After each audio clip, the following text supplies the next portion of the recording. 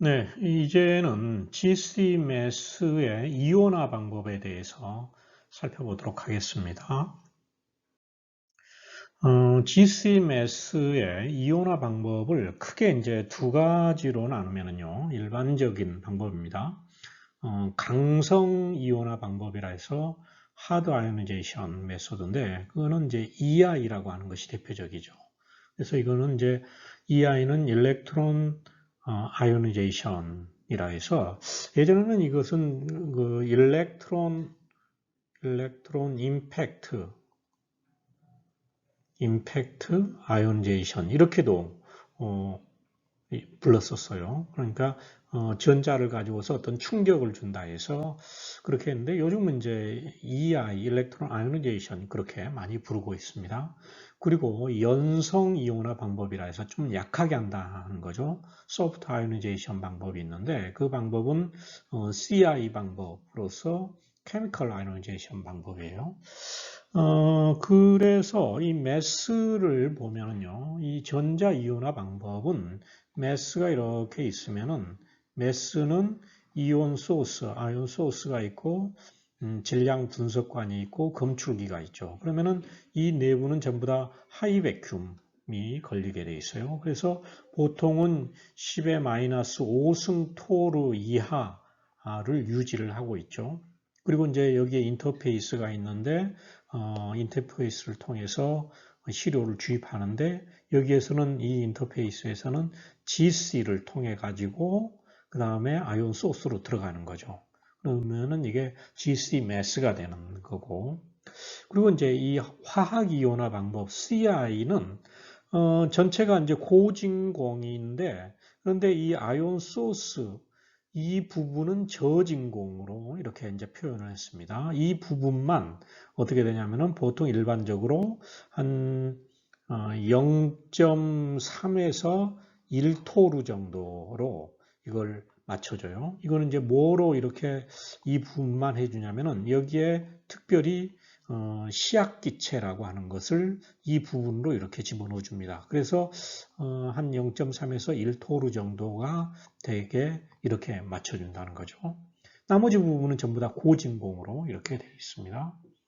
이제 뭐 참고로 LCMS에서 일반적으로 사용하는 API 방법 여기에는 API 방법은 ESI 방법하고 APCI 방법이 있죠.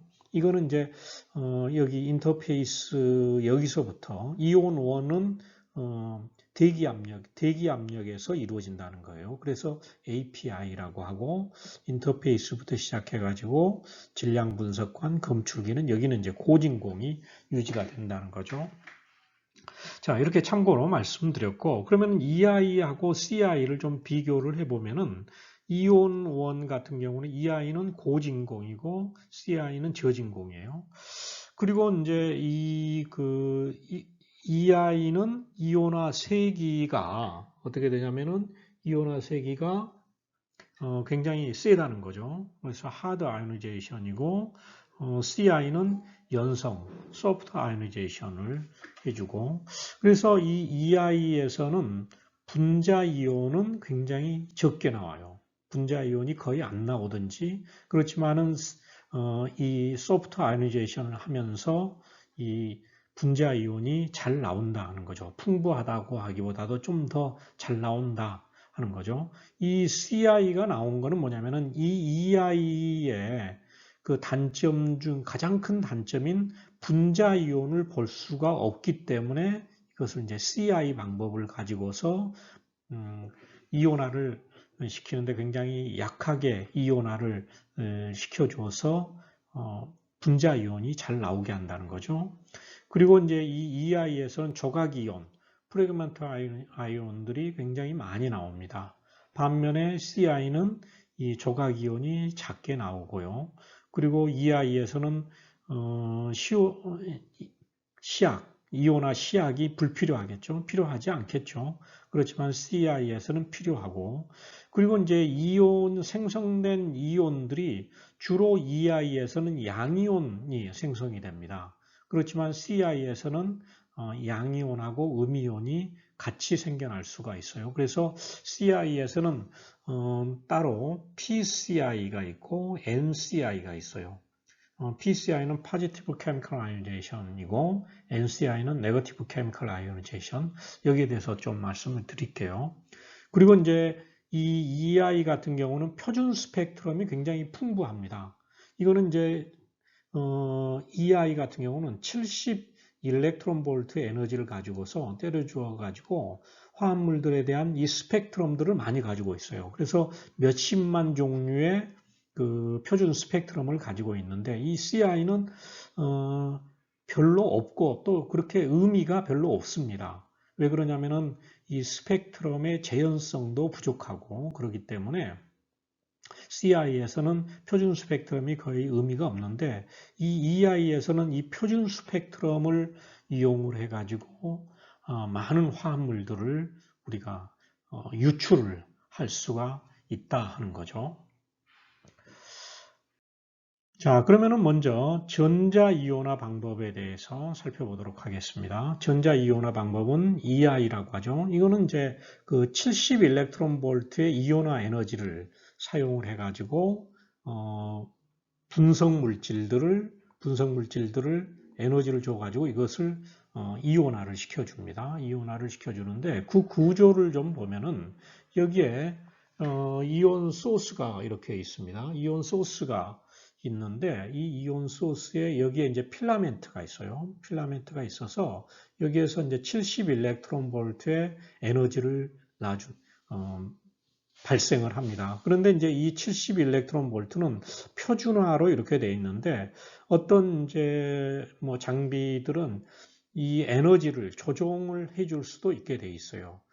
그렇지만은 이제 왜 조정을 해주냐면은 아까 앞에서 말씀드린 조각 이온이 너무 많이 생성이 돼가지고 분자 이온을 볼 수 없을 때는 이제 이 에너지를 조정을 해줌으로써 이 조각 이온들의 패턴을 좀 살피는데 대부분은 이제 70 일렉트론 볼트로 고정을 해가지고 씁니다.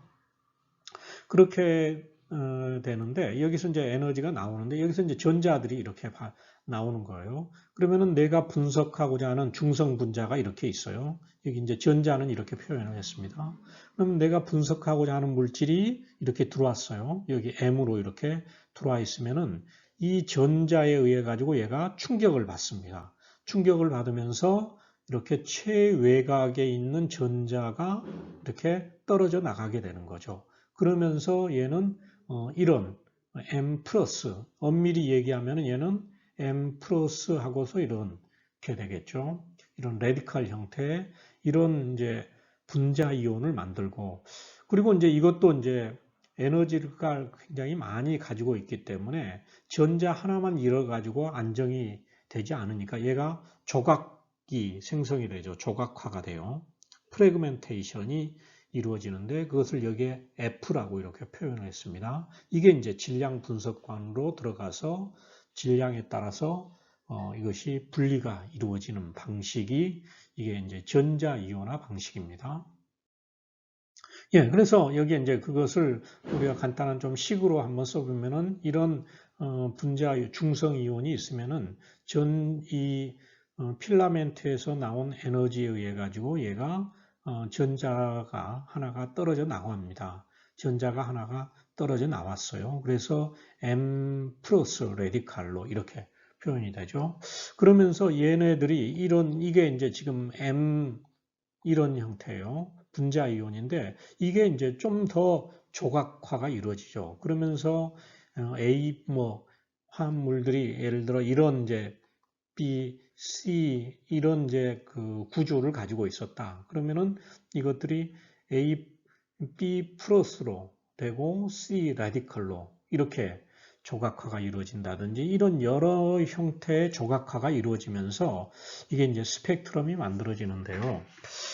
이거는 이제 뭘 이용하냐면은 일반적인 유기화합물들은 이온화 포텐셜이라 해가지고 최외곽 전자 이렇게 궤도가 있으면은 여기 최외곽 전자 이것을 하나를 빼내는데 필요한 에너지가 얼마냐 하는 것이 이 이온화 포텐셜인데 이 이온화 포텐셜이 보통 한 20 일렉트론 볼트 이하입니다. 유기화합물들이. 그런데 이제 여기에서는 70 일렉트론 볼트를 쪼여주죠. 그러면은 훨씬 더 많은 에너지가 쪼여지게 되니까 이 전자 하나만 떨어져 나가는 것이 아니고 이렇게 조각이 이루어진다 하는 거죠. 자, 그러면은 이제 이 아이의 그 특징을 한번 살펴보면은요. 이 아이온 소스에서 GC에서 많이 사용하는 EI 방법, 가장 일반적인 방법이죠. 이것은 이제 조각이온의 상대 세기하고 조각 내기 그 패턴은 기기의 유형에 무관하게 거의 일치하다 이거죠. 어떤 회사 제품이든지 대부분 이거는 70 일렉트론 볼트를 에너지를 주기 때문에 이 질량 스펙트럼이 거의 일치합니다. 거의 일치하고요. 그리고 이제 스펙트럼의 재현성이 좋고, 참고로 이제 이런 스펙트럼을 이 있고 내가 분석하고자 하는 물질이 이렇게 있었다. 그러면은 이것을 라이브러리 서치라고 하는 것을 해봐요. 그래가지고 이것의 일치도를 계산을 합니다. 그러면서 얼마만큼 일치하느냐 그것을 이제 순서대로 이렇게 쭉 그 배열을 해줍니다. 그 어떤 화합물이다 하는 것을 그러면은 그걸 가지고서 우리가 화합물이 어떤 것이다 하는 것을 유추를 할 수가 있습니다. 그리고 이 EI는 대부분이 양이온을 생성하는 방법이고요. 예, 아까도 얘기했듯이 이런 그 표준 그 스펙트럼을 와일리 라이브러리라고 하는 데서는 77만 개 화합물에 대해서 이 표준 EI 스펙트럼을 가지고 있어요. 그리고 니스트에서는 한 30만 개 이런 것들을 이제 가지고 있으니까 이걸 통해 가지고 우리가 표준물이 없어도 구조를 추정할 수가 있다는 거죠. 이 분석화학을 하면서 가장 힘든 것이 뭐냐면은 어떤 시료가 있으면 이 시료 중에 여기에 무엇이 들어가 있는지 알아봐 달라. 이거가 가장 힘듭니다. 화합물들이라고 하는 것은 뭐 유기화합물만 해도 한 200만 종류 이상들이 있고 그러는데 그것 중에서 이게 뭐냐 하는 것을 어떻게 아느냐 하는 거죠. 그럼 뭐 UV, IR, NMR 뭐 이런 다양한 장비를 이용하더라도 굉장히 이것을 하나의 구조를 알아내는 데는 힘듭니다. 그런데 이제 이 매스를 이용을 하면은 원래 있는 물질들이 중에서 찾기가 좀 쉬워진다 하는 거죠. 그리고 이제 이 EI 방법에서는 분자량이 작은 분자 분석, 분자량이 작다 하는 것은 일반적으로 분자량이 한 1000 이하 정도 되는 것들입니다. 이러한 화합물들의 유기화합물들의 구조 정보를 제공을 해줄 수가 있다 하는 거죠. 그리고 이제 분자 이온은 잘 나타나지 않는다 하는 거고, 그리고 이제 이런 조각 이온들이 많이 생성이 되는데 그거로부터 구조를 유추하는데 굉장히 유용한 방법이다 하는 겁니다. 예, 여기에 이제 구체적으로 그 스펙트럼을 보면은요, 여기에 이제 이런 이제 방향적 화합물들은 일반적으로 EI를 써도 이렇게 분자 이온이 잘 나옵니다. 그런데 이런 이제 고리 화합물들은 체인형인 거는 이렇게 분자량이 굉장히 작게 나오든지 하고 이렇게 조각 이온이 많이 나와요. 반면에 이제 이런 이제 방향적 화합물에서는 이런 이제 그 조각 이온, 프래그먼트 이온들이 굉장히 작게 나온다 하는 거죠. 그리고 여기에 이제 참고로 70 일렉트론 볼트의 에너지를 가지고서 어떤 화합물, 이런 화합물인데 이것을 이온화를 시켰을 때는 이런 스펙트럼이 얻어져요. 여기에 분자량도 어느 정도 조금 나오죠. 그런데 이제 16 일렉트론 볼트로 했을 때는 굉장히 크게 나왔죠. 그러면서 프래그먼트 이온들은 굉장히 줄어들었죠. 그리고 이제 14 일렉트론 볼트로 했더니 더 줄어들었다 하는 거죠. 이제 이렇게 그 이온화 에너지를 바꿔줌으로써 물질들이 다르게 스펙트럼들이 다르게 생성될 수도 있다 하는 겁니다.